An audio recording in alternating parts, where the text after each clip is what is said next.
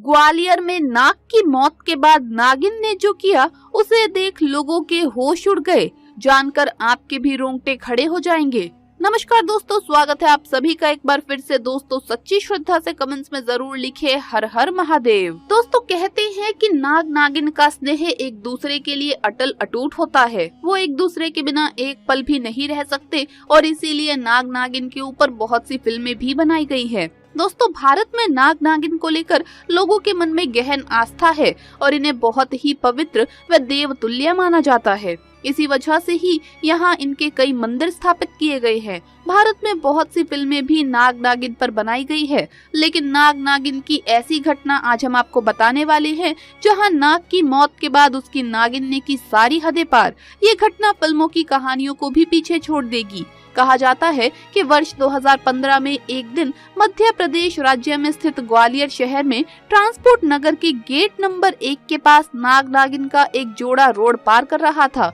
तभी वहां से एक ट्रक तेज रफ्तार से निकला, जिसकी चपेट में आकर नाग कुचला गया और उसकी मौके पर ही मौत हो गई।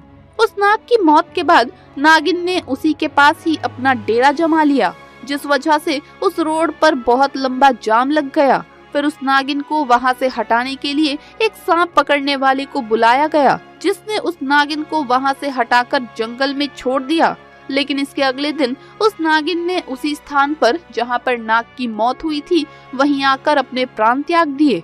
अपने प्रिय नाग के वियोग में दम तोड़ने के बाद स्थानीय लोगों के द्वारा पूर्ण विधि विधान के साथ उनका अंतिम संस्कार किया गया और उनके शरीर को ले जाकर गंगा नदी में प्रवाहित कर दिया गया।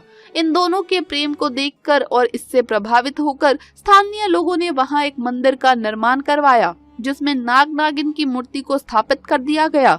इस स्थान पर हर वर्ष नाग पंचमी के दिन भव्य मेले का आयोजन किया जाता है, जहां सैकड़ों की संख्या में लोग जमा होते हैं और इस नाग नागिन के मंदिर के दर्शन करते हैं। इस मंदिर की विशेषता ये है कि यहाँ हिंदू और मुसलमान दोनों ही आकर नाग नागिन के जोड़े की पूजा करते हैं। बिहार का एक ऐसा गांव जहां 300 सालों से भी ज्यादा का जीवन जी चुकी है एक ऐसी नागिन जो मुर्दे में भी जान डाल देती है।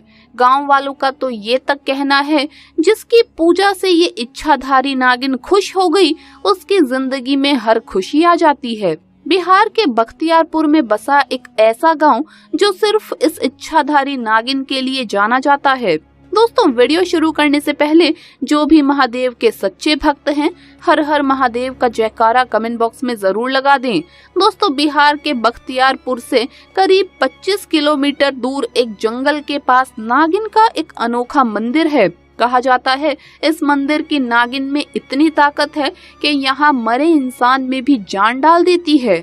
ऐसा ही चमत्कार घटा इसी गांव में रहने वाले 16 साल के राजू के साथ। राजू जब करीब 14 साल का था तो उस समय एक कारखाने में आग लग जाने के कारण उसके माता पिता की मृत्यु हो गई थी। राजू की एक छोटी बहन थी जो करीब 13 साल की थी और एक छोटा भाई जो करीब 8 साल का था। अपने दोनों भाई बहनों की देखभाल की जिम्मेदारी राजू पर ही थी। राजू की बहन अपनी माँ की तरह ही भक्ति भाव में लीन रहती थी। वो हर रोज उस नागिन के मंदिर में अपने भाई की खुशी और लंबी उम्र की प्रार्थना किया करती थी। कम उम्र में ही राजू एक सेठ के यहाँ कोयला खदान में काम में लग गया। दरअसल उस सेठ का एक मुंशी था जिसकी निगरानी में ही राजू और अन्य मजदूर काम करते थे, परंतु वो मोहन सिंह बहुत लालची किस्म का था। सेठ की नजरों से बच बचाकर कुछ कोयले की बोरियां वो खुद ही बेच दिया करता था और उससे आए पैसों को अपनी जेब में रख लिया करता था। एक दिन सेठ ने जब बही खातों पर नजर डाली तो उसे कुछ गड़बड़ नजर आई और उसने मुंशी को कहा कि कुछ बोरियों की हेर फेर हो रही है। अगर तुमने पता नहीं लगाया कि गड़बड़ कहाँ है तो मुझसे बुरा कोई नहीं होगा। मुंशी डर गया। फिर उसने सोचा अगर मैं सेठ को गुमराह कर दूं और चोरी का इल्जाम किसी मजदूर पर लगा दूं तो शायद मैं बच जाऊं। और अगले दिन उसने अपने 2 खास आदमियों से कहकर रातों रात कुछ कोयले की बोरियों को एक रमेश नाम के मजदूर के वहां रखवा दिया और अगले दिन सेठ को कहलवा दिया कि हमने चोर पकड़ लिया है। रमेश एक गरीब मजदूर था और राजू का बहुत अच्छा मित्र था। राजू के सामने सेठ ने उसे बहुत मारा और नौकरी से निकलवा दिया। राजू जानता था कि उसका दोस्त रमेश निर्दोष है, पर उस समय वो कुछ नहीं कर सकता था।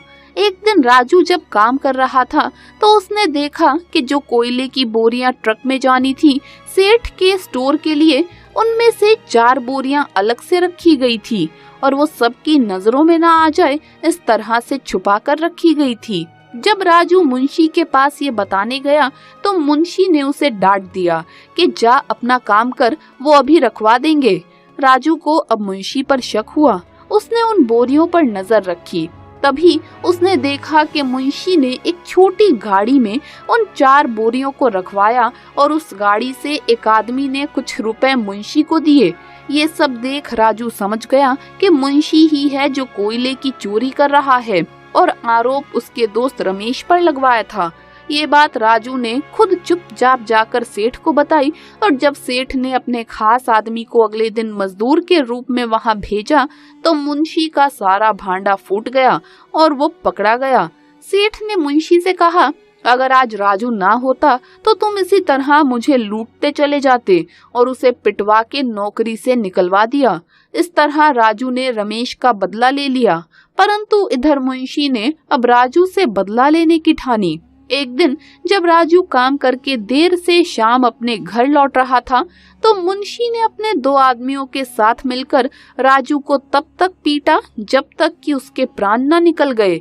अगली सुबह कुछ आदमियों ने राजू को जंगल के पास मरा देखा तो तुरंत उसकी छोटी बहन को ये खबर दी।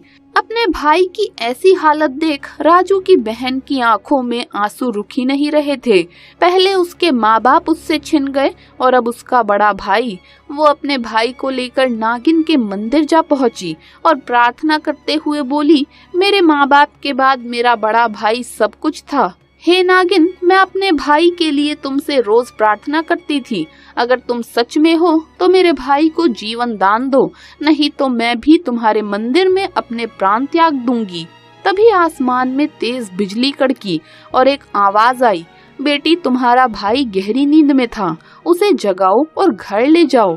तभी राजू की दोनों आंखें खुलती है और वो अपनी बहन से बोलता है कि तुम ऐसे क्यों रो रही हो। अपने भाई को जिंदा देख राजू की बहन उसे खुशी से गले लगा लेती है और नागिन को धन्यवाद देती है। उधर मुंशी जब किसी काम से गांव से बाहर जा रहा था तो रास्ते में अचानक एक बड़ा सा सांप आकर उसे डस लेता है और उसकी उसी समय मृत्यु हो जाती है। दोस्तों कहते हैं राजू के साथ घटी ये घटना न केवल बख्तियार गांव में बल्कि आसपास के अन्य गांव में भी फैल गई और लोगों की उस नागिन के मंदिर के प्रति आस्था और अधिक बढ़ गई। आज भी दूर दूर से यहाँ लोग उस नागिन के दर्शन और पूजा करने के लिए आते हैं। तो दोस्तों वीडियो अगर अच्छा लगा हो तो इसे लाइक करें, अपने दोस्तों के साथ शेयर करें और हमें सब्सक्राइब करना न भूलें। जल्द मुलाकात होगी अगली वीडियो में, तब तक के लिए महादेव के सभी भक्तों को हर हर महादेव, जय महाकाल।